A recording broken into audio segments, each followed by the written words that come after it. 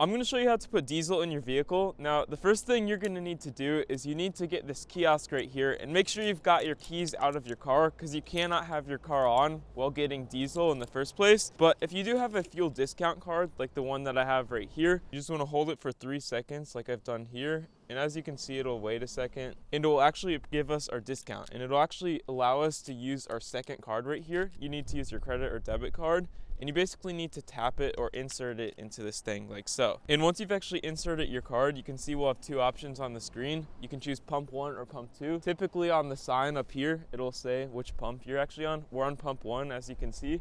So I'm just gonna select pump 1 on our gas thing. And now that we've selected our gas pump, all we need to do to open up our fuel cap on the side of our vehicle is you can actually open up the door, get the keys out, obviously make sure your vehicle is off, and you can actually see, you can just pull open the door like I'm doing so here. If you can't pull open the door like I've done so here, usually in the side of your vehicle, there will be some sort of gas cap that you can pull that will allow you to open up your diesel canister. And as you can see, once we've opened up the door, you just want to twist the top cap. You can see there's 2 caps. This one says diesel, which is the one we actually want to fill up. And next you just want to grab the diesel pump right here.